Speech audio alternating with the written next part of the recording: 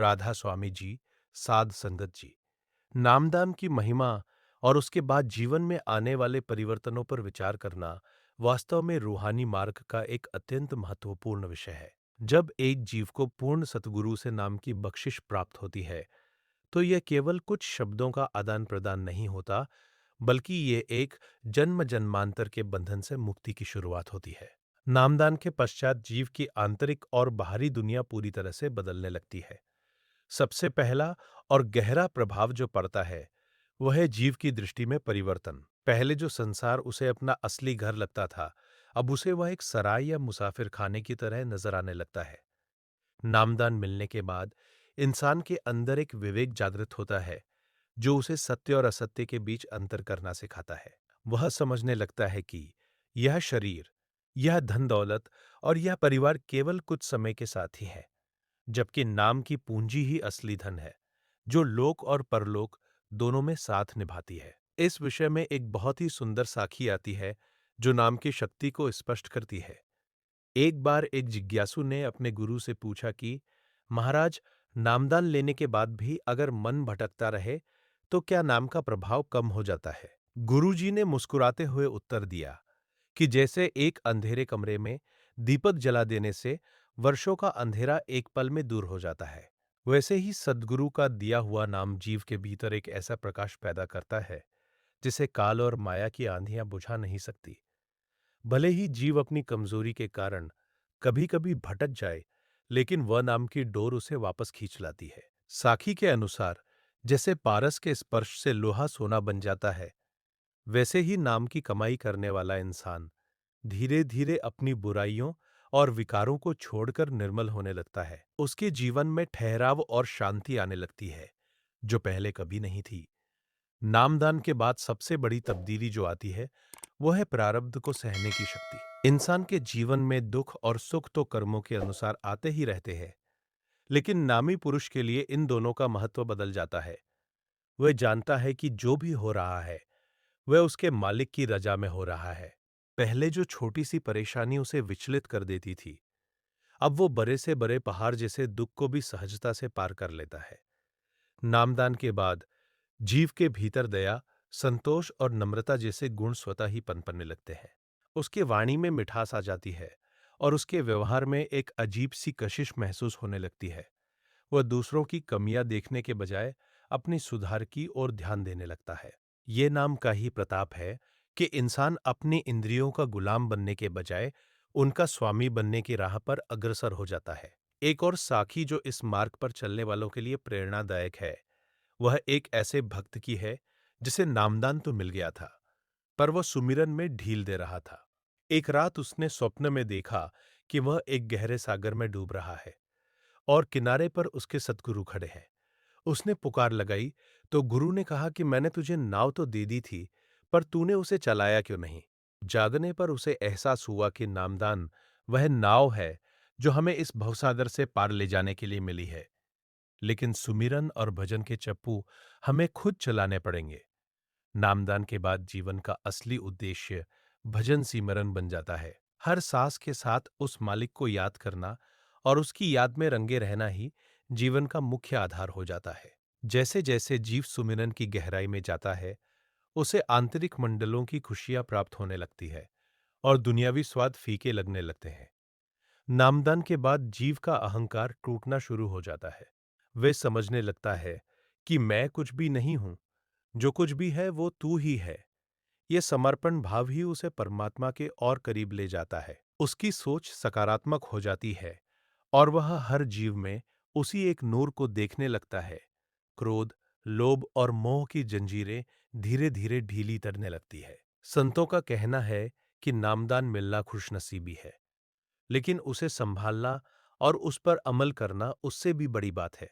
जैसे एक बीज को जमीन में बोने के बाद उसकी सिंचाई करनी पड़ती है, वैसे ही नाम के बीज को सत्संग और सेवा के जल से सींचना पड़ता है, ताकि वो एक विशाल वृक्ष बन सके और जीव को शांति की छाया प्रदान कर सके। ये रूहानी सफर नामदान के दिन से ही वास्तव में शुरू होता है और अंततः जीव को अपने असली घर सचखंड तक पहुंचाकर ही दम लेता है। संगत जी, नामदान के बाद जीवन में आने वाले रूहानी और व्यावहारिक बदलावों को समझने के लिए अब हम एक बहुत ही गहरी और विस्तृत साखी के माध्यम से इस मार्ग की बारीकियों पर चर्चा करेंगे। यह साखी एक ऐसे खोजी की है जिसके जीवन में नामदान मिलने के बाद एक एक करके ऐसे बदलाव आए जिन्होंने उसकी रूह को पूरी तरह से झकझोर कर रख दिया और उसे मालिक के चरणों के करीब ला खड़ा किया। नामदान मिलने से पहले उस जीव का मन संसार की चकाचौंध में पूरी तरह फंसा हुआ था। वो हर रोज सुबह उठता, काम पर जाता और रात को थककर सो जाता, लेकिन उसके भीतर एक अजीब सी बेचैनी हमेशा बनी रहती थी। उसे लगता था कि जीवन का कोई गहरा मकसद होना चाहिए, जो केवल रोटी कमाने और परिवार पालने से कहीं बचकर हो। जब उसे पहली बार सतगुरु के दर्शन हुए और नामदान की बख्शिश प्राप्त हुई, तो सबसे पहला असर जो उसने महसूस किया, वह था उसके भीतर का एक अचानक शांत हो जाना। जैसे तपती धूप के बाद किसी को घनी छांव मिल जाए, वैसे ही उसे अपने भीतर एक ठंडक का एहसास हुआ। नामदान मिलने के पहले ही दिन जब वह सुमिरन के लिए बैठा, तो उसे समझ आया कि आज तक वह जिस सुख को बाहर ढूंढ रहा था, वह तो उसके अपने ही अंदर एक झरने की तरह बह रहा था। जैसे जैसे दिन बीतते गए, उस जीव ने महसूस किया कि अब उसकी दुनिया को देखने की नजर बदल गई है। पहले जिन बातों पर उसे क्रोध आता था, अब उन बातों पर उसे दया आने लगी। मोह के जो बंधन उसे बेदरियों की तरह जकड़े हुए थे, वे अब कच्चे धागों की तरह टूटने लगे। नामदान के बाद उसके जीवन में विवेक का जन्म हुआ। उसे सा दिखने लगा कि कौन सा कर्म उसे मालिक की ओर ले जा रहा है और कौन सा कर्म उसे काल के जाल में फंसा रहा है। सतगुरु ने उसे समझाया था कि नाम केवल सुनने की चीज नहीं है, बल्कि ये वह पारस है जिसे हर पल अपने मन के लोहे से रगड़ना पड़ता है। उसने देखा कि नाम की कमाई ने उसके स्वभाव में एक ऐसी कोमलता भर दी थी जिससे उसके घर का वातावरण भी बदलने लगा। परिवार के लोग जो पहले उससे कतराते थे, अब उसकी शांति और धैर्य को देखकर उसकी ओर खींचे चले आने लगे। इस रूहानी सफर के शुरुआती दौर में उस जीव को कई परीक्षाओं का भी सामना करना पड़ा। मन ने बार बार उसे पुराने रास्तों पर ले जाने की कोशिश की, लेकिन नामदान की वह गुप्त शक्ति उसके साथ अंग संग थी। जब भी वह सुमिरन में बैठता, उसे ऐसा महसूस होता जैसे कोई हाथ उसे थामे हुए है। उसने अनुभव किया कि नामदान के बाद इंसान अकेला नहीं रह जाता, उसके साथ कुल मालिक की ताकत जुड़ जाती है। यह साखी हमें सिखाती है कि नामदान मिलने का अर्थ है कि अब हमारी जिम्मेदारी सतगुरु ने अपने हाथ में ले ली है, बशर्ते हम उनके बताए रास्ते पर दृढ़ता से चले। ये बदलाव रातों रात नहीं आता, बल्कि यह एक धीमी लेकिन निश्चित प्रक्रिया है जो रूह को मैल से धोकर उसे कुंदन बना देती है। संगत जी, उस जीव के जीवन में नामदान के बाद सुमिरन का अभ्यास किस प्रकार गहरा होने लगा। जैसे जैसे उसने नियमित रूप से 2.5 घंटे का समय देना शुरू किया, उसे महसूस हुआ कि मन जो पहले एक बेकाबू घोड़े की तरह इधर उधर भागता था, अब धीरे धीरे सिमटने लगा है। नामदान के बाद जो सबसे बड़ा संघर्ष होता है, वह मन के साथ ही होता है। सतगुरु ने उसे समझाया था कि मन को मारना नहीं है, बल्कि इसे नाम के रस से जीतना है। उसने अनुभव किया कि जब वह सुमिरन में बैठता, तो शुरू शुरू में पुराने विचार और यादें उसे घेर लेती थीं। लेकिन जैसे ही वह गुरु के स्वरूप का ध्यान करता और नाम की शक्ति को पुकारता, वे विचार वैसे ही गायब हो जाते जैसे सूरज के आने पर कोहरा छंट जाता है। नामदान के प्रभाव से उसके भीतर एक खामोशी पैदा होने लगी। पहले वो व्यर्थ की बातों और दूसरों की आलोचना में घंटों बिता देता था, पर अब उसे मौन में एक अजीब सा सुख मिलने लगा। उसे समझ आया कि जितना वो बाहर कम बोलेगा, उतना ही अंदर मालिक की आवाज साफ सुनाई देगी। उसके जीवन में अब सादगी ने जगह ले ली थी। खान-पान और रहन-सहन में वह संयमित होने लगा, क्योंकि उसे पता चल गया था कि जो भोजन हम करते हैं, उसका सीधा असर हमारे ध्यान पर पड़ता है। नामदान के बाद उसका शरीर केवल हाड़-मांस का पुतला नहीं रहा, बल्कि वह उसे एक मंदिर की तरह महसूस होने लगा, जहां उसे रोज अपने प्रीतम से मिलने जाना था। एक दिन जब वह गहरे ध्यान में था, तो उसे महसूस हुआ कि उसके भीतर एक सूक्ष्म प्रकाश की किरण फूट रही है।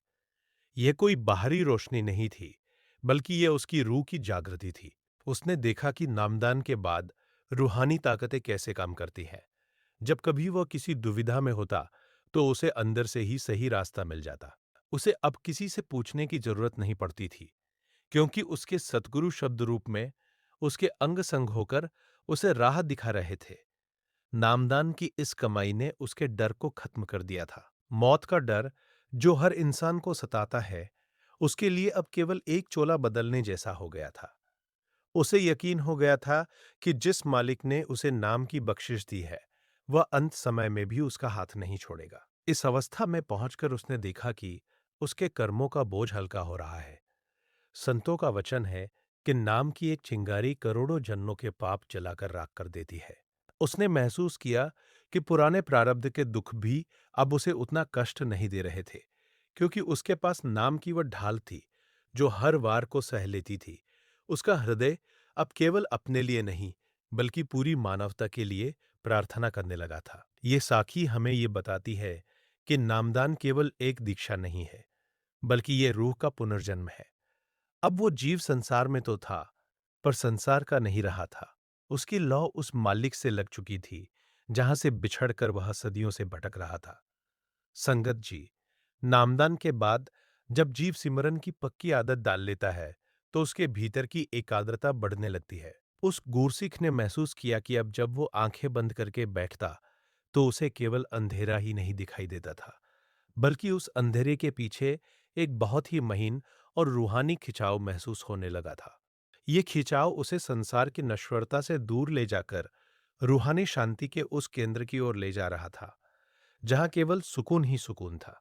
नामदान के प्रभाव से उसकी एकाग्रता इतनी गहरी हो गई थी कि बाहर का शोर शराबा अब उसे विचलित नहीं कर पाता था। उसने गौर किया कि नामदान के बाद उसके अंदर की चित्त की वृत्तियां शांत होने लगी थी। संतों का वचन है कि नाम की कमाई करने वाले का मन धीरे धीरे दुनियावी स्वादों से उपराम हो जाता है। उसे महसूस हुआ कि पहले जिन भौतिक सुखों के पीछे वो पागल रहता था, अब वे उसे बहुत तुच्छ और बेमानी लगने लगे थे। उसके भीतर एक नया स्वाद पैदा हो रहा था, नाम का रस। यह रस ऐसा था कि जिसके आगे संसार के बढ़े से बढ़े राजपाट का सुख भी फीका पड़ जाता है। साखी के अनुसार उस प्रेमी ने अपने गुरु से पूछा कि महाराज, क्या नामदान के बाद भी कर्मों का फल भुगतना पड़ता है? गुरु ने बरदे प्यार से समझाया कि जैसे भुने हुए चने को मिट्टी में बोने पर वह पौधा नहीं बनता, वैसे ही नाम की अग्नि में तपकर जीव के संचित कर्म जल जाते हैं। दुख तो आता है, पर वह केवल शरीर को छूकर निकल जाता है, रूह को दुखी नहीं कर पाता। जैसे जैसे उसका अभ्यास बढ़ता गया, उसे शब्द की वो गुप्त आवाज सुनाई देने लगी, जिसका जिक्र सभी संतों ने किया है। नामदान के बाद यही वह असली मार्गदर्शक होता है, जो जीव को अंधेरी गलियों से निकालकर सचखंड की ओर ले जाता है। उसने अनुभव किया कि ये आवाज कोई भौतिक आवाज नहीं थी, बल्कि एक ऐसी रूहानी धुन थी जो उसे हर पल याद दिलाती थी कि वह इस दुनिया का नहीं, बल्कि उस ऊंचे धाम का निवासी है। उसके चेहरे पर एक रूहानी नूर आने लगा था, और उसकी वाणी में एक ऐसी मिठास घुल गई थी कि जो भी उससे मिलता, उसे मालिक की याद आने लगती। ये नामदान का ही प्रभाव था कि वह अब दूसरों के दुखों को अपना समझने लगा था, और उसके मन में सेवा का भाव प्रबल हो गया था। नामदान के बाद उसके जीवन में धैर्य का ऐसा समावेश हुआ कि वो हर परिस्थिति में अडिग रहने लगा। चाहे कोई उसकी प्रशंसा करे या निंदा, उसके लिए दोनों बराबर थे। उसे समझ अहंकार बढ़ाती है, और निंदा रूह को साफ करती है। उसने महसूस किया कि नामदान के बाद जीव की सुरक्षा की जिम्मेदारी खुद कुल मालिक की हो जाती है। जब तक वह नाम का दामन थामे हुए है, काल की कोई भी शक्ति उसे नुकसान नहीं पहुंचा सकती। ये साखी हमें यह सिखाती है कि नामदान का मार्ग समर्पण का मार्ग है। जैसे जैसे जीव खुद को मालिक के हवाले करता जाता है, मालिक उसे अपनी बाहों में समेटता जाता है, और उसे वो रूहानी ऊंचाइयां प्रदान करता है, जिसकी कल्पना भी नहीं की जा सकती। संगत जी, जैसे जैसे नामदान की कमाई उस जीव के भीतर गहरी होती गई, उसने महसूस किया कि अब उसकी सूरत, आत्मा की चेतन, शरीर के 9 द्वारों से सिमटकर 10वें द्वार यानी तीसरे तिल पर टिकने लगी है। संतों ने बताया है कि जब तक हमारी चेतना आंखों से नीचे के केंद्रों में भटकती है, हम माया के प्रभाव में रहते हैं, लेकिन नामदान के बाद सद्गुरु की दया से जब रूह ऊपर चढ़ना शुरू करती है, तो उसे असली आजादी का अनुभव होता है। उस गुरसिख ने देखा कि अब उसे संसार के झगड़ों और दुखों में कोई दिलचस्पी नहीं रही थी। उसकी अंतरात्मा अब उस रूहानी संगीत यानी अनहद शब्द के साथ जुड़ चुकी थी, जो हर पल उसके भीतर गूंज रहा था। नामदान के बाद जीव के अंदर एक ऐसी आत्मिक शक्ति पैदा हो जाती है, जो उसे हर मुश्किल घड़ी में सही रास्ता दिखाती है। उस प्रेमी ने एक दिन अनुभव किया कि जब वो किसी गहरी दुविधा में था, तो उसके भीतर से एक स्पष्ट निर्देश आया, जिसने उसकी समस्या को हल कर दिया। दीक्षा के समय दिए गए कुछ शब्द नहीं है, बल्कि यह एक जीवित शक्ति है, जो हर पल हमारे साथ रहती है। जैसे एक छोटा बच्चा अपनी उंगली पिता के हाथ में दे देता है और फिर बेफिक्र होकर चलता है, वैसे ही उस जीव ने अपनी जिंदगी की बागडोर पूरी तरह से सतगुरु को सौंप दी थी। नामदान का प्रभाव ये हुआ कि अब उसके मन में क्यों और कैसे के सवाल खत्म हो गए थे और केवल हुक्म को मानना ही उसका स्वभाव बन गया था। इस अवस्था में पहुंचकर उसने देखा कि उसके स्वभाव से ईर्ष्या और द्वेष की जड़ें पूरी तरह कट चुकी थी। पहले वो दूसरों की तरक्की देखकर थोड़ा विचलित हो जाता था, लेकिन अब उसे हर किसी में अपने ही मालिक का रूप नजर आता था। नामदान ने उसके हृदय को इतना विशाल कर दिया था कि अब वो छोटे-छोटे भेदभावों से ऊपर उठ चुका था। उसने महसूस किया कि नामदान मिलने के बाद रूह की असली यात्रा शुरू होती है। ये यात्रा बाहर की नहीं, बल्कि अंदर की है। वो जानता था कि अब उसे कहीं बाहर जाने की जरूरत नहीं है, क्योंकि उसका तीर्थ, उसका काबा और उसके अपने ही अंदर प्रकट हो गया था। ये नाम का ही चमत्कार था कि एक साधारण सा इंसान अब रूहानी ऊंचाइयों को छूने लगा था। जैसे जैसे उसने शब्द की धुन को पकड़ा, उसे अपने अस्तित्व का बोध होने लगा। उसे समझ आया कि वह यह शरीर नहीं है, बल्कि एक अमर और अविनाशी रूह है, जो केवल कुछ समय के लिए इस धरती पर आई है। नामदान के बाद उसकी मौत का भय भी खत्म हो गया, क्योंकि उसने जीते जी उस द्वार को पार करना सीख लिया था, जिसे लोग मौत कहते हैं। संतों की साखी हमें यह बताती है कि नामदान का सबसे बड़ा प्रभाव यह है कि ये जीव को जन्म मरण के 80 के चक्र से मुक्त कर देता है। अब वो जीव काल के दायरे से बाहर निकलकर दयाल के देश की ओर बढ़ रहा था। उसकी हर सांस अब शुक्राने में बीत रही थी और उसे अपने सतगुरु की अपार दया का हर पल एहसास हो रहा था। संगत जी, एक समय ऐसा आया जब उस जीव के घर परिवार में बहुत बड़ी विपदा अंतरी। उसके करीबी बीमार पड़ गए और आर्थिक स्थिति भी डगमगाने लगी। दुनियावी नजरिए से देखा जाए तो वह बहुत ही बुरा वक्त था, लेकिन नामदान की बरकत से उस गुरसिक के भीतर एक अटूट शांति बनी रही। उसने महसूस किया कि जैसे एक मजबूत किला अपने भीतर रहने वाले को तूफानों से बचाता है, वैसे ही सतगुरु का दिया हुआ नाम उसे मानसिक और रूहानी तौर पर हर चोट से बचा रहा था। उसे समझ आया कि नामदान का मतलब यह नहीं है कि जीवन में कभी मुश्किलें नहीं आएंगी, बल्कि इसका मतलब यह है कि उन मुश्किलों के बीच भी मालिक का हाथ हमेशा थामे रखेगा। उसने गौर किया कि नामदान के बाद उसकी प्रार्थना का स्वरूप बदल गया था। पहले वह मालिक से दुनियावी चीजें मांगता था, धन, सफलता और सुख, लेकिन अब उसकी प्रार्थना में केवल एक ही मांग थी, हे मालिक, मुझे अपना सिमरन बख्श और हर हाल में अपनी रजा में रहने की शक्ति दे। नामदान का यह प्रभाव हुआ कि उसका मन अब बेपरवाह हो गया था। उसे यकीन था कि जिस मालिक ने कुल ब्रह्मांड की रचना की है, वह उसकी छोटी सी दुनिया का ख्याल क्यों नहीं रखेगा। इसी भरोसे ने उसे उस कठिन समय से मुस्कुराते हुए बाहर निकाल दिया। साखी के अनुसार जब वहां संकट टल गया, तो उसने पाया कि उस दुख ने उसे मालिक के और भी करीब कर दिया था, क्योंकि उस दौरान उसका सिमरन और भी गहरा हो गया था। नामदान के बाद जीव के भीतर लोभ की जगह संतोष ले लेता है। उस गूरसिख ने देखा कि अब उसे अधिक पाने की लालसा नहीं रही थी। जो उसके पास था, वो उसी में खुश रहना सीख गया था। उसने अनुभव किया कि नाम की कमाई करने वाले का खजाना कभी खाली नहीं होता, क्योंकि उसके पास संतोष रूपी धन आ जाता है, जिसे कोई चोर चुरा नहीं सकता। नामदान के प्रभाव से उसकी एकाग्रता अब और भी सूक्ष्म होने लगी थी। जब वो ध्यान में बैठता, तो उसे अपने भीतर एक ऐसी अनहद ध्वनि सुनाई देने लगती, जो उसे रूहानी मस्ती से भर देती थी। यह मस्ती ऐसी थी कि बाहर की कोई भी शराब या नशा इसका मुकाबला नहीं कर सकता था। जैसे जैसे उसने शब्द का अभ्यास बढ़ाया, उसे अपने भीतर ज्योत के दर्शन होने लगे। ये ज्योत किसी बाहरी दिए की तरह नहीं थी, बल्कि ये रूहानी प्रकाश था जो उसे सही मार्ग की पहचान कराता था।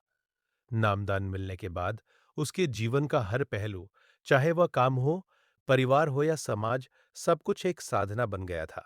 वह हर कार्य को सेवा समझकर करने लगा था। उसने महसूस किया कि नामदान के बाद रूह की असली ताकत उसका नियम और प्रेम है। यदि जीव नियम से सिमरन करे और सतगुरु से सच्चा प्रेम रखे, तो नाम की यह शक्ति उसे सातवें आसमान की ऊंचाइयों तक ले जा सकती है। यह साखी हमें याद दिलाती है कि नामदान एक ऐसा पारस है जो साधारण मिट्टी जैसे इंसान को रूहानी कुंदन में बदल देता है। संगत जी, संतों का कहना है कि अहंकार वह आखिरी पर्दा है जो जीव और परमात्मा के बीच खड़ा रहता है। नामदान मिलने के बाद जब उस जीव ने सेवा और सिमरन की गहराई को छुआ, तो उसे एहसास हुआ कि पहले वो जिसे अपनी उपलब्धि समझता था, वो सब केवल मालिक की दया थी। उसने महसूस किया कि नाम की शक्ति जैसे जैसे अंदर बढ़ती है, इंसान उतना ही झुकना सीख जाता है। अब उसके भीतर मैं की जगह तू ने ले ली थी। यदि कोई उसकी प्रशंसा करता, तो वह मन ही मन अपने सतगुरु के चरणों में वह प्रशंसा अर्पित कर देता, ये जानते हुए कि ये नूर और ये शांति उसकी अपनी नहीं, बल्कि गुरु की दी हुई बख्शिश है। नामदान के बाद जीव के अंदर एक निर्मलता आने लगती है। उस गुरसिख ने अनुभव किया कि अब उसके मन में किसी के प्रति बुरा विचार या द्वेष टिक ही नहीं पाता था।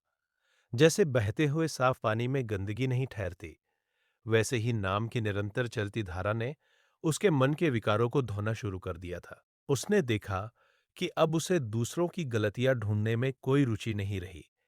इसके बजाय वह अपने ही दोषों को पहचानने और उन्हें सुधारने में लग गया। नामदान का ये प्रभाव हुआ कि उसकी दृष्टि अब परमार्थी हो गई थी। वह समझ गया था कि असली पुरुषार्थ वही है जो रूह को ऊंचा उठाए, और बाकी सब तो केवल समय गुजारने के साधन है। एक रात जब वो सिमरन में बैठा था, तो उसे महसूस हुआ कि उसकी रूह शरीर के बंधनों से ढीली दड़ रही है। यह डर की बात नहीं थी, बल्कि एक असीम स्वतंत्रता का अनुभव था। नामदान के बाद ही ये संभव है कि जीव जीते जी मरने की कला सीख ले। उसने पाया कि नाम की धुन, जिसे वह अपने कानों से सुनता था, अब उसके पूरे वजूद में गूंजने लगी थी। उसे ऐसा लगने लगा जैसे वह खुद उस शब्द का हिस्सा बन गया है। इस अवस्था में उसे ये ज्ञान हुआ कि नामदान केवल एक शब्द नहीं, बल्कि वह सीधी है जो सीधे सचखंड की ओर जाती है। उसे अब इस दुनिया में रहते हुए भी परलोक की खुशियां प्राप्त होने लगी थी। नामदान ने उसे ये भी सिखाया कि धैर्य का असली अर्थ क्या है। उसने देखा कि जो काम पहले उसे बहुत जल्दी और व्याकुलता में करने की आदत थी, अब वो उन्हें शांत रहकर और मालिक पर भरोसा रखकर करने लगा था। उसे यकीन हो गया था कि जिस समय जो होना है, वह मालिक की रजा में ही होगा। नामदान के प्रभाव से उसका स्वभाव अब फकीराना होने लगा था। न उसे किसी चीज के आने की बहुत खुशी होती थी, न खोने का बहुत गम। वह समझ गया था कि नाम की पूंजी ही एक ऐसी दौलत है जो उसके साथ अगले लोकों में जाएगी। यह साखी हमें यह प्रेरणा देती है कि नामदान मिलने के बाद जीव को अपने अहंकार का त्याग कर पूरी तरह से मालिक के चरणों में समर्पित हो जाना चाहिए, क्योंकि तभी वह नाम का असली आनंद प्राप्त कर सकता है। संगत जी, जैसे जैसे उसका अभ्यास बढ़ता गया, उसने महसूस किया कि नामदान के बाद जीव के भीतर जो बदलाव आते हैं, वे केवल मानसिक नहीं, बल्कि पूरी तरह से प्राणिक होते हैं। अब वह जीव जब भी कामकाज के दौरान भी अपने भीतर झांकता, तो उसे वह नाम की गुप्त धारा निरंतर बहती हुई महसूस होती। उसे ऐसा लगने लगा था कि जैसे उसके भीतर एक रूहानी चुंबक काम कर रहा है, जो उसकी सूरत को बार बार दुनिया के बिखराव से समेटकर उस तीसरे तिल के बिंदु पर ले आता है, जहां सतगुरु का नूरानी स्वरूप विराजमान है। नामदान मिलने के बाद जीव की सबसे बड़ी उपलब्धि यही होती है कि उसकी तवज्जो, यानी एकाग्रता, दुनिया से हटकर मालिक की ओर मुड़ाने लगती है। उसने अनुभव किया कि पहले जिन सांसारिक चर्चाओं और गपशप में उसे आनंद आता था, अब वे उसे बहुत बोझिल और थकाने वाली लगने लगी थी। अब उसे केवल वही बातें अच्छी लगती थी जिनमें मालिक की चर्चा हो या संतों के अनमोल वचन हो। नामदान ने उसके भीतर की प्यास को बदल दिया था। अब वो प्यास इंद्रियों के भोगों की नहीं, बल्कि रूहानी मिलन की थी। उस गुरसिख ने देखा कि नामदान की बरकत से उसके कर्मों की गति भी बदल रही थी। संतों की साखी हमें बताती है कि नामदान मिलने के बाद जीव का खाता काल के दफ्तर से निकलकर दयाल के दरबार में चला जाता है। उसने महसूस किया कि उसके जीवन में आने वाले उतार चढ़ाव अब उसे पहले की तरह विचलित नहीं कर पा रहे थे। जैसे गहरे समुद्र की ऊपरी सतह पर लहरें कितनी भी उथल पुथल मचाए, लेकिन उसकी गहराइयों में हमेशा शांति बनी रहती है, वैसे ही उस कूर्सिक का मन अब रूहानी शांति के गहरे समुद्र में डूबने लगा था। उसने एक दिन अपने भीतर यह स्पष्ट देखा कि नामदान के बाद जो शब्द की धुन उसके भीतर प्रकट हुई थी, वह उसे हर पल गलत रास्ते पर जाने से रोकती थी। अगर कभी उसके मन में किसी के प्रति बुरा विचार आता या कोई लोभ जागता, तो वह आंतरिक धुन तुरंत धीमी पड़ जाती, जो एक चेतावनी की तरह काम करती थी। यह नामदान का वह अद्भुत प्रभाव है, जिसमें सतगुरु स्वयं शब्द रूप होकर जीव की चौकीदारी करते हैं।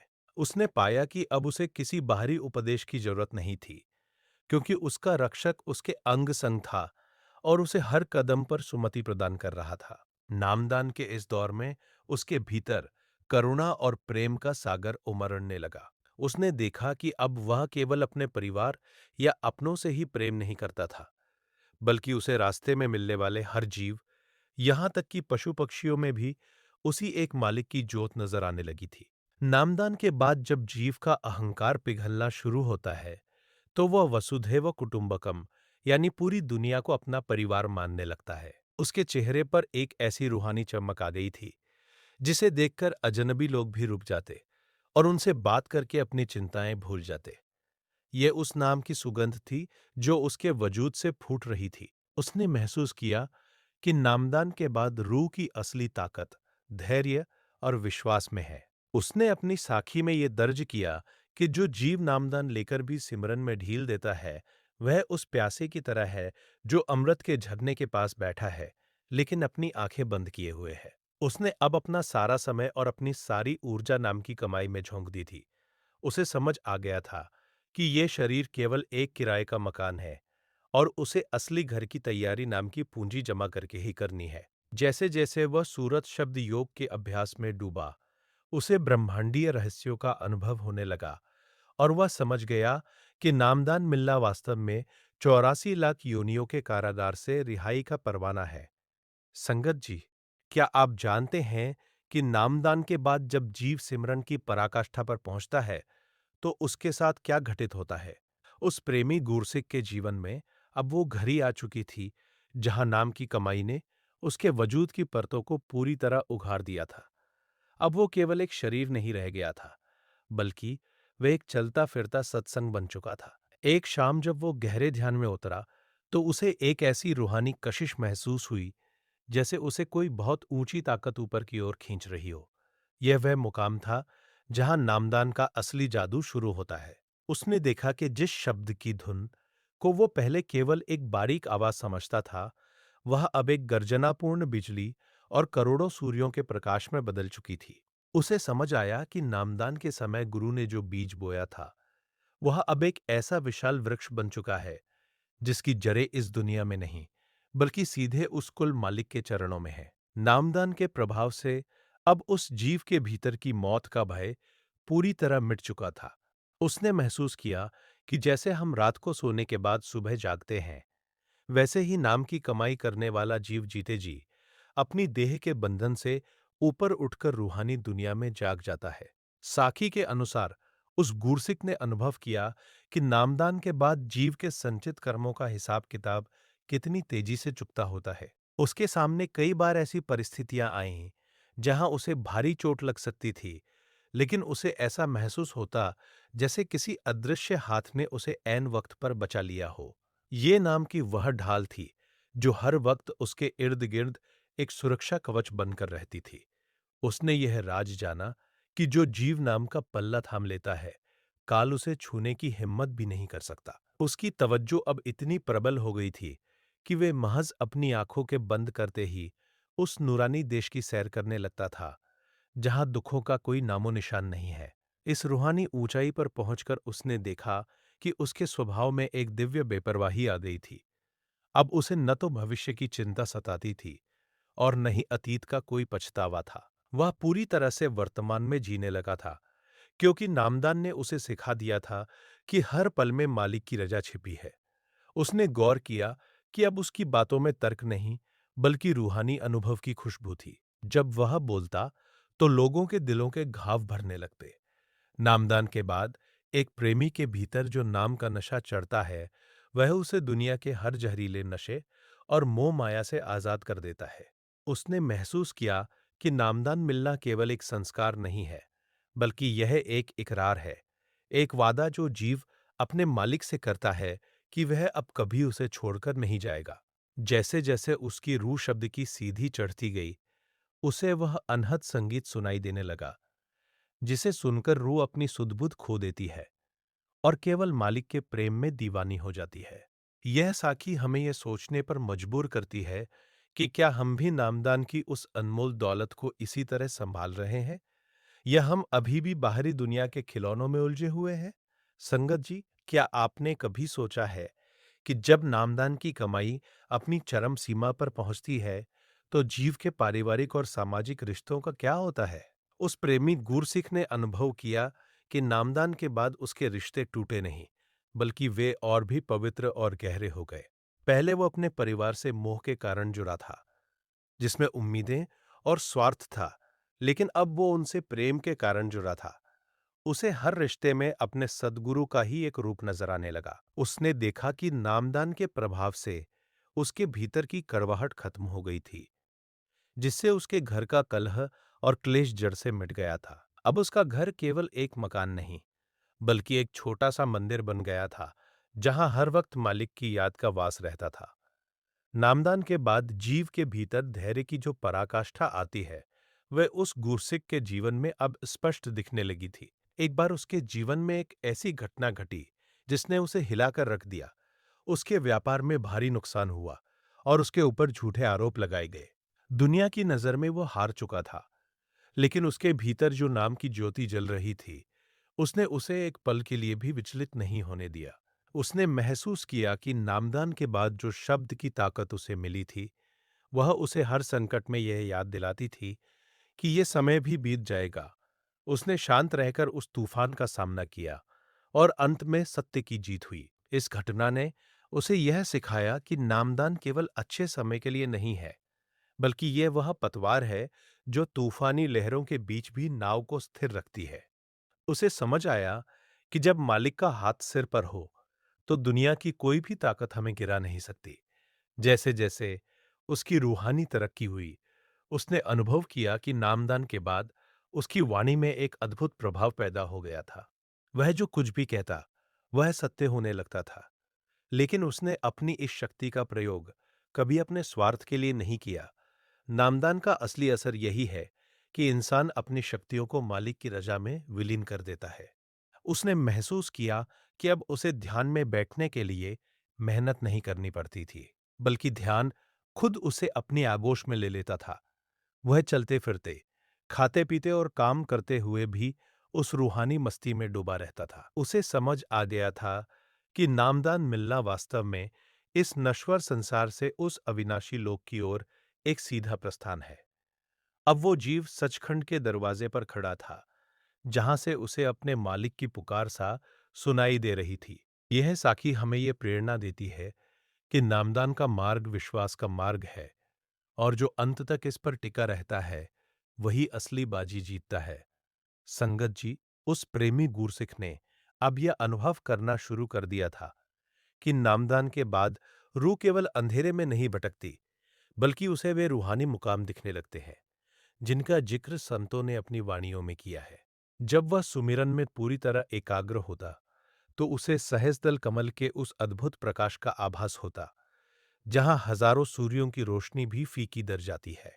नामदान के प्रभाव से उसकी सूरत अब इतनी बलवान हो चुकी थी कि वो माया के उन सूक्ष्म पर्दों को भी चीरने लगी थी, जो आम इंसान की समझ से परे है। उसने देखा कि नाम की वह गुप्त सीढ़ी उसे एक ऐसे नगर की ओर ले जा रही है, जहां न कोई दुख है, न चिंता, और न ही समय का कोई बंधन। नामदान के बाद की इस रूहानी चढ़ाई में उसने महसूस किया कि मन जो अब तक उसका सबसे बड़ा बाधक था, वह अब त्रिकुटी के मुकाम पर पहुंचकर अपने असली स्रोत में समाने लगा था। साखी के अनुसार उस घूरसिख ने देखा कि जैसे-जैसे मन अपने निज घर ब्रह्म की ओर लौटता है, रूह पूरी तरह से आजाद होने लगती है। अब उसे वह दिव्य ओंकार की ध्वनि सुनाई देने लगी, जो पूरे ब्रह्मांड का आधार है। नामदान का ये वह चमत्कार है, जहां जीव को ये समझ आता है कि उसने अब तक जिसे मैं समझा था, वह केवल एक भ्रम था। उसने अनुभव किया कि नामदान के बाद सतगुरु का स्वरूप केवल बाहर ही नहीं, बल्कि अंदर भी एक मशाल की तरह उसके आगे-आगे चलता है, ताकि वह रूहानी रास्तों की भूल-भुलैया में कहीं खो न जाए।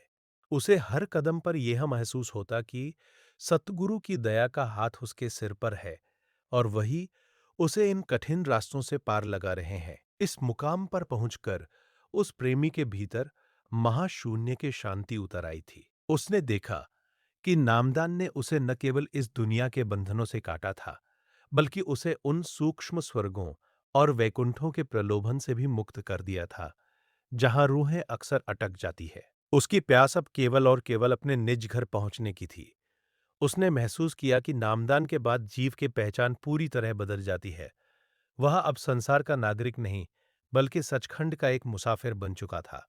उसके चेहरे पर एक ऐसी दिव्य शांति थी कि उसे देखकर अशांत मन वाले लोग भी ठहर जाते थे। ये साखी हमें ये गहराई से समझाती है कि नामदान का असली फल तब मिलता है, जब जीव अपनी पहचान को शब्द की धुन में पूरी तरह विलीन कर देता है और केवल एक ही बाकी रह जाता है, संगत जी। जहां माया का नामो निशान तक नहीं है, उस प्रेमी गुरसिख ने अब ये अनुभव किया कि नामदान के बाद रूह की असली ताकत उसकी शुद्धता में छिपी है।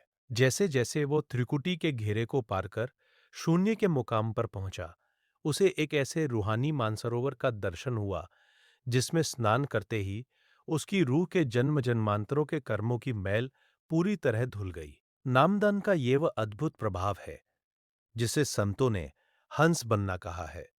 उसने देखा कि अब उसकी रूह काग कोए की वृत्ति छोड़कर हंस की तरह निर्मल हो चुकी थी और केवल नाम के मोती चुग रही थी। उसे समझ आया कि नामदान के समय जो शब्द उसे मिले थे, वे वास्तव में इस मानसरोवर तक पहुंचने की गुप्त चाबी थे।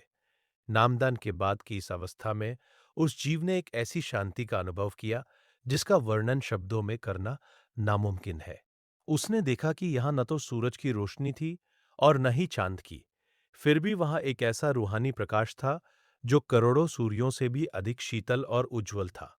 नामदान के प्रभाव से उसकी सूरत अब इतनी सूक्ष्म हो गई थी कि वह महाशून्य की उन खामोश गलियों को भी पार करने लगी, जहां रूह को अपनी सत्ता का पूरी तरह से विस्मरण हो जाता है और केवल मालिक का ही एहसास बाकी रहता है। साखी के अनुसार उस गुरसिख ने महसूस किया कि नामदान के बाद सतगुरु का शब्द रूप उसके इतना करीब आ गया था कि उसे अब अपनी और गुरु की पहचान में कोई अंतर नजर नहीं आता था। उसे हर तरफ वही नूर, वही आवाज और वही मस्ती महसूस हो रही थी। इस मुकाम पर पहुंचकर उस प्रेमी रूह को ये ज्ञान हुआ कि संसार की बढ़ी से बढ़ी विद्या और बुद्धि नाम की इस एक बूंद के सामने कुछ भी नहीं है। उसने देखा कि नामदान ने उसे उन बंधनों से मुक्त कर दिया था, जिन्हें बड़े-बड़े ऋषि मुनि और तपस्वी भी नहीं काट पाते। उसे अनुभव हुआ कि नामदान की असली महिमा ये है कि ये जीव को अकाल बना देता है, यानी उस पर अब समय की मार नहीं पड़ती। वो शरीर में रहते हुए भी शरीर से न्यारा हो चुका था। उसके भीतर से अब केवल एक ही धुन निकल रही थी, धन्य है वे सद्गुरु जिन्होंने मुझ जैसे तुच्छ जीव को नामदान की यह अनमोल दौलत बख्शकर निहाल कर दिया। ये साखी हमें ये प्रेरणा देती है कि नामदान का सफर धैर्य और अटूट विश्वास का सफर है, जहां अंत में जीव और परमात्मा का मिलन निश्चित है। संगत जी, क्या आप जानते हैं कि जब रूह भंवर गुफा के उस गुप्त रास्ते पर पहुंचती है, तो नामदान की शक्ति उसे कैसे संभालती है? उस प्रेमी गुरसिख ने अब अनुभव किया कि नामदान के बाद की असली परीक्षा और असली आनंद यहीं से शुरू होता है। जब वह उस मुकाम पर पहुंचा, जहां रूहानी बांसुरी की धुन गूंज रही थी, तो उसे लगा जैसे वह अपनी सुध-बुध खो चुका है। नामदान के समय गुरु ने जो जुगत बताई थी, वह अब उसके काम आ रही थी। वहां की रूहानी चमक और वो अद्भुत खिंचाव इतना प्रबल था कि अगर उसके पास नाम की ढाल न होती तो वह उस अलौकिक सौंदर्य में ही खो जाता। लेकिन नामदान की बरकत ने उसे याद दिलाया कि अभी मंजिल और भी ऊंची है। उसने महसूस किया कि नामदान के बाद जीव के भीतर एक ऐसी रूहानी भूख जागती है जो उसे एक पल के लिए भी बैठने नहीं देती। अब उसे दुनिया का कोई भी सुख, चाहे वो कितना ही बढ़ा क्यों ना हो, उसे आकर्षित नहीं कर पा रहा था। साखी के अनुसार उस गुरसिख ने देखा कि भंवर गुफा के उस पार जाते ही उसे वह सोहू का शब्द सुनाई देने लगा, जिसका अर्थ है, वही मैं हूं। नामदान का ये वह गहरा असर है जहां जीव और ब्रह्म का भेद मिटने लगता है। उसे अब साथ दिखने लगा था कि उसका अपना कोई वजूद नहीं है। जो कुछ भी है वो वही एक नूर है। उसने अनुभव किया कि नामदान के बिना ये चढ़ाई मुमकिन नहीं थी, क्योंकि काल ने मार्ग में ऐसे ऐसे धोखे और प्रलोभन बिछा रखे हैं जिनसे केवल नाम की वह गुप्त ध्वनि ही हमें बचा सकती है। जैसे जैसे वह आगे बढ़ा, उसकी रूह अब पूरी तरह से प्रकाशमयी हो चुकी थी। नामदान के प्रभाव से उसकी एकाग्रता अब एक बिंदु पर ऐसे टिकी थी कि उसे पूरे ब्रह्मांड का ज्ञान एक पल में होने लगा था। लेकिन वो ज्ञान उसे अहंकारी बनाने के बजाय और भी नम्र बना रहा था। उसने महसूस किया कि नामदान मिलने के बाद रूह की असली ताकत उसका सब्र, धैर्य है। वो शांत होकर उस रूहानी मस्ती का आनंद ले रहा था जिसे संतों ने अमीरस कहा है। उसे समझ आ गया था कि नामदान मिलना वास्तव में परमात्मा का हाथ थामना है, और एक बार जब वो हाथ थाम लेता है तो वह हमें उन ऊंचाइयों तक ले जाता है जिनकी कल्पना भी मानव बुद्धि नहीं कर सकती। यह साखी हमें उस विराट सत्य की ओर ले जा रही है जहां रूह अपनी पहचान खोकर केवल मालिक की हो जाती है। संगत जी, क्या आपने कभी सोचा है कि जब रूह सतलोक यानी सचखंड के द्वार पर पहुंचती है तो नामदान की वह पूंजी क्या कमाल दिखाती है? उस प्रेमी गूर सिख ने अब अनुभव किया कि नामदान के बाद की पूरी यात्रा का सार इसी एक घड़ी में सिमट आया था। जैसे ही वह भंवर गुफा के प्रकाश को पीछे छोड़कर आगे बढ़ा, उसे एक ऐसी रूहानी खुशबू महसूस हुई जो इस दुनिया के किसी भी इत्र या फूल में नहीं है। नामदान के समय सद्गुरु ने जो शब्द का बीज उसके कान में फूंका था, वह अब एक दिव्य संगीत के रूप में गूंज रहा था, जो उसे पुकार रहा था कि आ रूह, अब तू अपने निज घर के करीब है। उसने देखा कि सचखंड का वह द्वार किसी भौतिक सोने या चांदी का नहीं बना था, बल्कि वह केवल शब्द और प्रकाश का बना था। नामदान के प्रभाव से उसकी रूह अब इतनी हल्की और पवित्र हो चुकी थी कि वह हवा से भी तेज गति से उस नूरानी देश की ओर खींची जा रही थी। साखी के अनुसार उस गुरसिख ने महसूस किया कि जैसे ही उसने सचखंड में प्रवेश किया, उसे वहां अकाल पुरुष यानी कुल मालिक के सिंहासन का आभास हुआ। वहां का एक एक जर्रा करोड़ों सूर्यों और चंद्रमाओं से भी अधिक प्रकाशमान था, लेकिन उस प्रकाश में जलन नहीं, बल्कि एक अपार शीतलता थी। नामदान का ये वह अंतिम फल था जहां पहुंचकर रूह को समझ आया कि पिछले सारे जन्म, सारे दुख और सारी मेहनत केवल इसी एक मिलन के लिए थी। जैसे ही वह उस दिव्य नूर के सम्मुख हुआ, उसे महसूस हुआ कि नामदान देने वाले उसके सतगुरु ही उस सिंहासन पर विराजमान है। वहां कोई दूसरा नहीं था। वही गुरु जो बाहर देह रूप में मिले थे, वही अब अंदर शब्द, रूप और अकाल पुरुष रूप में समाये हुए थे। नामदान के बाद जीव की यात्रा यहां पूर्णता को प्राप्त करती है। उसने देखा कि उसकी अपनी रूह उस विशाल महासागर में एक बूंद की तरह समा गई है। अब न कोई मैं था, न कोई तू, बस एक ही नूर चारों ओर व्याप्त था। उसने अनुभव किया कि नामदान मिलना वास्तव में इस महामिलन का निमंत्रण था। ये साखी हमें ये महान संदेश देती है कि नामदान का मार्ग वह इकलौता मार्ग है जो जीव को हमेशा हमेशा के लिए काल के चंगुल से छुड़ाकर दयाल के चरणों में अमर कर देता है। संगत जी, क्या आप कल्पना कर सकते हैं कि जब रूह सचखंड पहुंचकर अपने मूल स्रोत में विलीन हो जाती है तो उसके बाद उसकी स्थिति क्या होती है?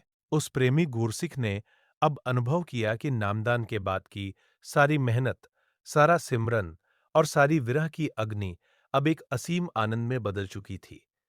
सचखंड में पहुंचकर उसने देखा कि वहां न समय है, न मृत्यु है और न ही कोई परिवर्तन। वहां केवल एक रस, एक धुन और एक ही प्रकाश निरंतर बह रहा है। नामदान के समय गुरु ने जो हाथ पकड़ा था, वह अब उसे उस मुकाम पर ले आया था जहां रूह को अपनी अलग सत्ता का भान भी खत्म हो गया। उसे समझ आया कि नामदान का असली राज ये था कि गुरु ने उसे स्वयं से मिलाने के लिए ये सारा खेल रचा था। उसने महसूस किया कि सचखंड में पहुंचने के बाद रूह अमर हो जाती है। अब उसे दोबारा उस मृत्युलोक में जाने का कोई डर नहीं था, जहां जन्म और मरण के दुखों का चक्र चलता है।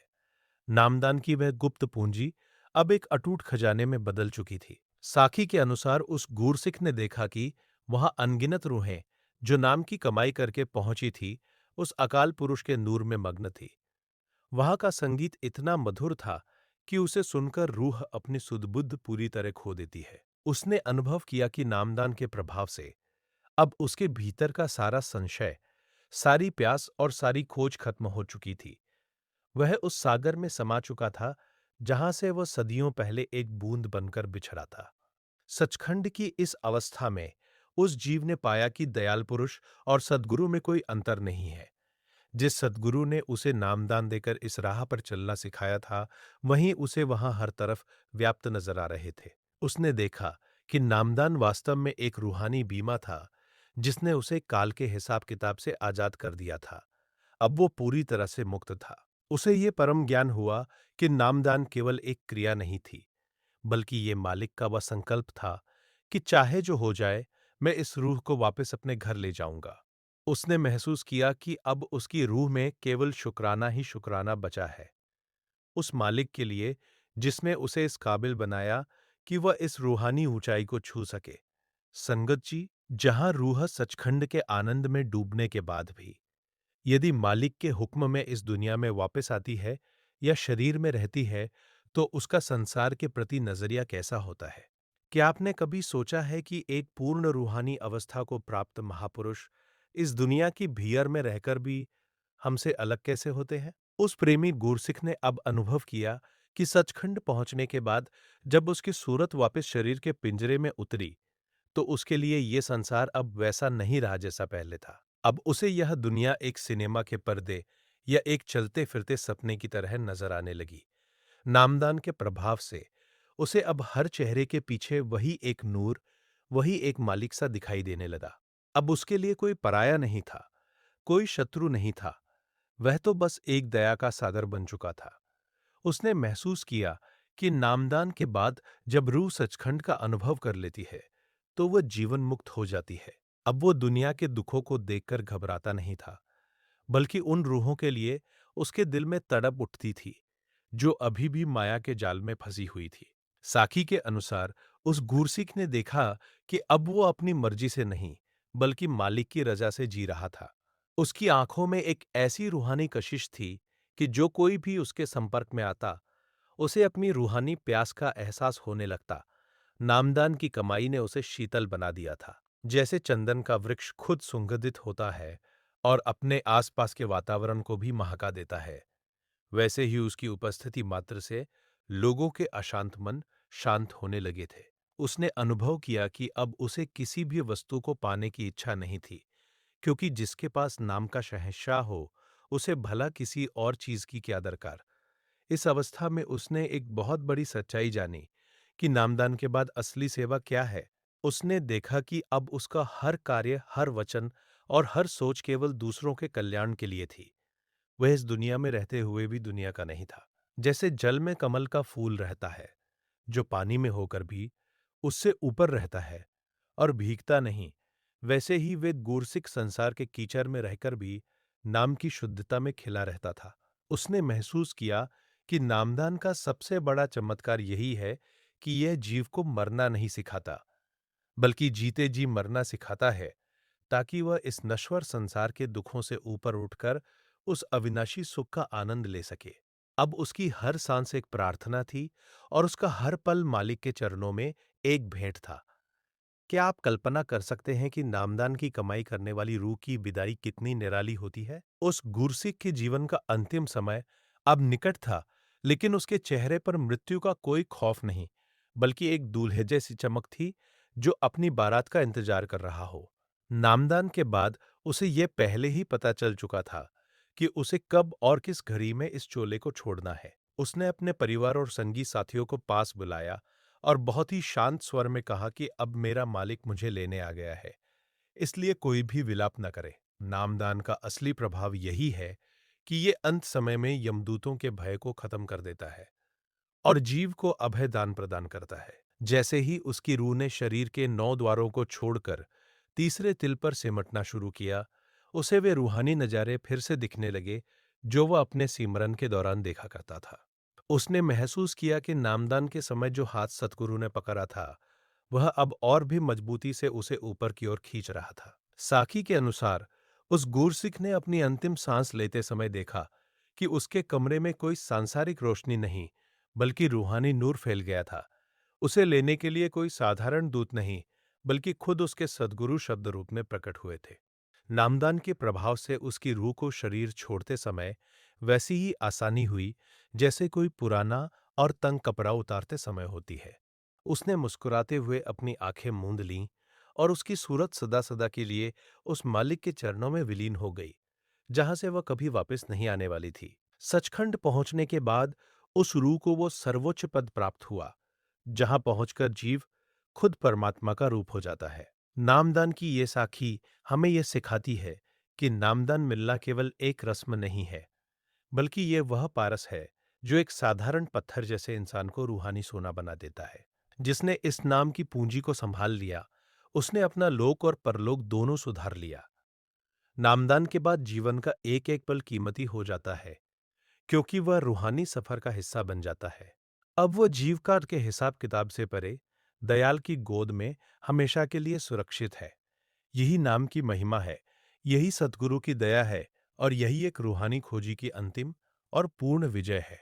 राधा स्वामी जी, साध संगत जी, नामदान की महिमा और रूहानी सफर की ये साखी हमें याद दिलाती है कि हम इस दुनिया में अकेले नहीं हैं, बल्कि कुल मालिक का नाम और सतगुरु की दया हर पल हमारे अंग संग है।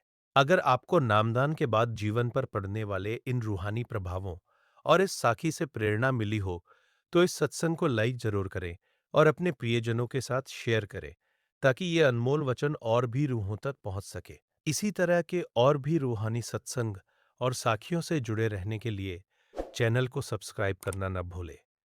मालिक की दया और मेहर हम सब पर बनी रहे। कमेंट बॉक्स में राधा स्वामी जी लिखना न भूलें और अपनी हाजिरी जरूर लगवाएं। राधा स्वामी जी।